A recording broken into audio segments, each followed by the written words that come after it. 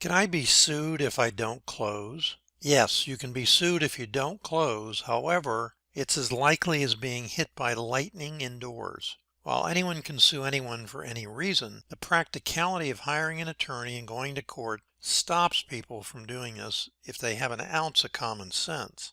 Let's look at what would really happen if you simply didn't close for any reason. If you use a standard contract that your local board of realtor uses, it limits your liability to the amount of your earnest money deposit. If you never give the closing agent your earnest money deposit, you should expect to be sued, and additionally for attorney's fees, in which case you can expect to lose your case. One actual reason for your cancellation would be a material defect in the property or chain of title that wasn't disclosed prior to your signing the contract, even if you signed an as-is contract. The solution is simple. Do the right thing and put up earnest money deposits when they're required.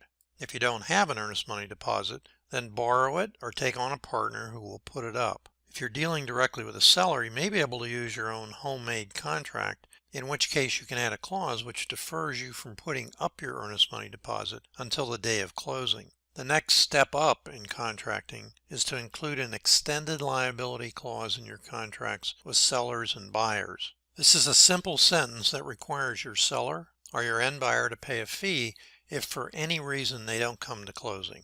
Your seller would be refunding your earnest money deposit, but he would also have to pay an additional fee for not closing. Your end buyer would lose his earnest money deposit to you, and he would be required to pay an additional fee, the extended liability amount in your contract. The fear of being sued by a seller and end buyer is paralyzing for too many investors. The most successful investors, whether they're wrong or not, have been sued repeatedly. If they haven't been sued, it's because they don't do certain deals to be safe, with the result they're leaving tons and tons of business for other investors. Your limit of liability is extremely small in comparison to the immense profit you can make as an investor. So the best thing you can do is to be careful, read your contracts, and keep failing forward. If you're still concerned, ask your closing agent when you have a question, instead of going to an online forum and getting bad or incomplete advice that can be very expensive. If you have any additional questions, contact me directly at davedinkelquestions@gmail.com. If you need hard money instead of transactional funding, contact me for referrals to private hard money lenders.